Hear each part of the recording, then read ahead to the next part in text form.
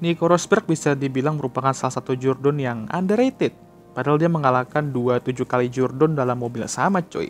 Sayang aja setelah dia menjadi Jordan F1 2016, dia langsung pensiun dari F1 karena melawan Lewis telah menguras seluruh tenaganya baik fisik dan mental. Sehingga dia memilih untuk pensiun dan menghabiskan waktu dengan keluarganya. Tapi bagaimana jika dia tidak pensiun? Mengingat aslinya dia ada kontrak dengan Mercedes sampai 2018. Nah, hari ini gue akan bahas bagaimana jika Nico Rosberg tidak pensiun setelah 2016.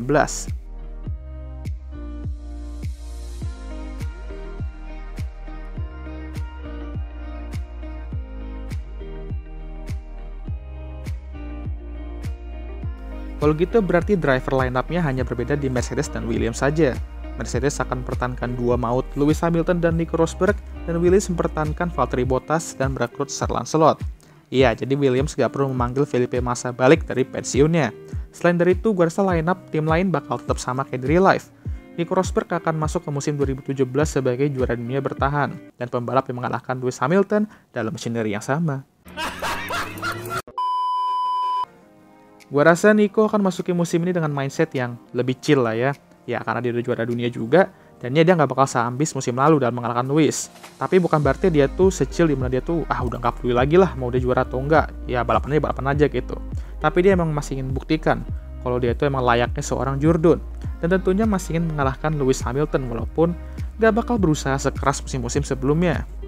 Tapi seperti yang kita tahu, musim 2017 tidak hanya Mercedes aja yang bakal bersaing untuk gelar juara, tapi datanglah Asep dengan Ferrari-nya yang siap untuk bawa gelar juara dunia tuh kembali ke Maranello.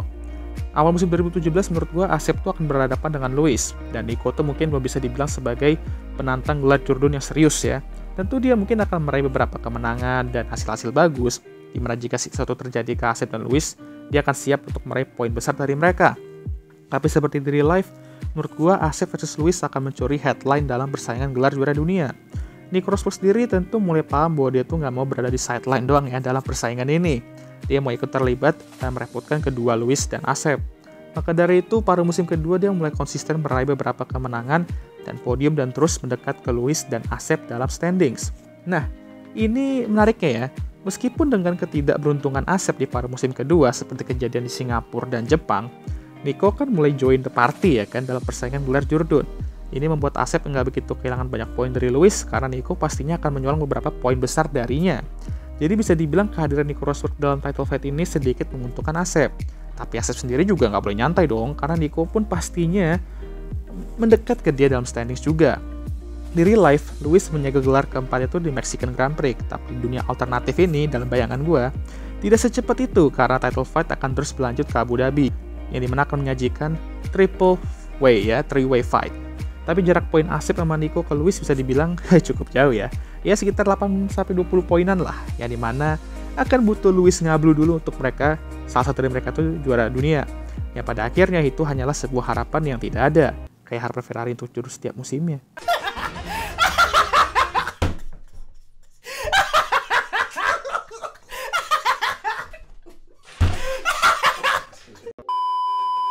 Karena Lewis memenangkan balapan itu dan dia menjadi juara dunia F1 4 kali. Sementara Asep mampu finish di depan Nico di standing sehingga Nico harus puas finish di posisi ketiga klasemen. Bukan musim yang diinginkan tentunya, tapi ya gue rasa Nico tidak terlalu peduli juga karena emang di titik ini dia sudah membuktikan kalau emang dia tuh layak seorang Jordan karena mampu terus mendorong dua multiple Jordan di musim itu. Gue rasa dia bisa bangga soal itu dan musim depan bisa lah coba lagi. Dan kali ini lebih sengit lagi persaingannya. Tapi sama kayak Valtteri Bottas di real life, Nico sedikit kesulitan di musim 2018 ini, dan benar-benar menurun drastis dari musim-musim sebelumnya. Persaingan gelar di musim ini hanya Asep versus Lewis saja sih kok kata gue. Dan Nico pun gagal meraih beberapa kemenangan di paruh musim pertama karena beberapa momen ketidakberuntungan, sama kayak Valtteri. Jadi bisa dibilang setelah paruh musim pertama 2018, dia akan memutuskan bahwa 2018 akan menjadi musim terakhirnya di F1, dan dia akan pensiun setelah akhir musim. Setidaknya di alternatif universe ini, dia mampu memenuhi kontraknya untuk balapan sampai 2018, walaupun dengan resiko kalah lagi dari Lewis sih.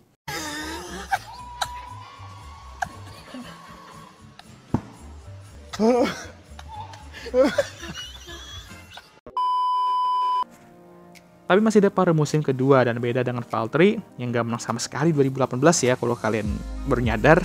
Nico mampu meraih 1-2 kemenangan aja lah di pada musim kedua, tapi jarak poinnya dengan Asep dan Lewis sudah terlalu jauh, dan bahkan dia harus rela kalah dari Kimi dan Max yang membuatnya harus finish di posisi 5 klasemen. Untuk menambah garam dalam luka, Lewis meraih gelar kelimanya, jadi ya bukan ending yang bagus kalau ada Nico Rosberg saat itu ya. Tapi dia boleh bangga lah menjadi salah satu pembalap yang mengalahkan Lewis di machinery yang sama dan menjadi juara dunia sama seperti bapaknya Keke Rosberg dulu di 1982. Yang paling penting ialah dia memberikan kita hiburan ketika tim Mercedes itu mendominasi. Ya jadi ya walaupun tim itu yang doang yang menang-menang ya, tapi kalau ada persaingan ketat dengan rekan tim, ya bisa kita terimalah sebagai fans. Kalau yang sekarang mah wah, bukan memberikan hiburan juga sih di papan tengah tapi.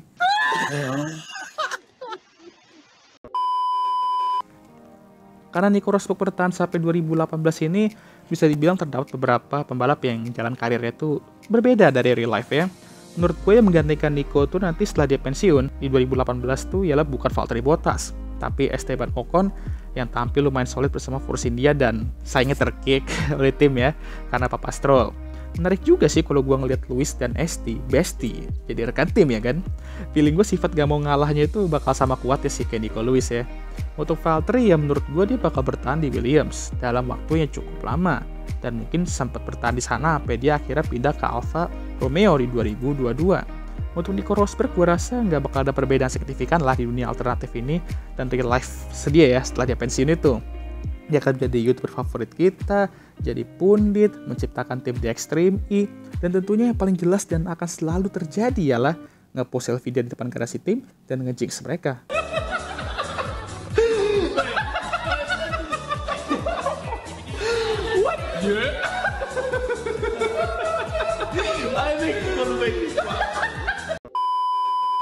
Oke lah, sekian video kali ini, dan kangen juga gue pakai ngayal no jutsu ini dalam video-video bagaimana jika F1 version gue ya kan. Banyak juga dari kalian yang nanyain gue kapan video what if balik bang, kapan what if F1 version balik bang, dan ya ini jawabannya pada race week juga, yoi gak. Oke lah, jangan lupa like, subscribe, dan share video ini, dan jangan lupa juga untuk nyalakan lonceng notifikasi agar kalian semua tahu ketika gue ngupload video baru, dan jangan lupa juga untuk follow Instagram gue, dan mungkin kalau kalian berminat juga bisa subscribe di channel kedua juga. Ya, link ada di tab community, kalian lihat aja, mungkin beberapa postnya ya, kalian lihat aja.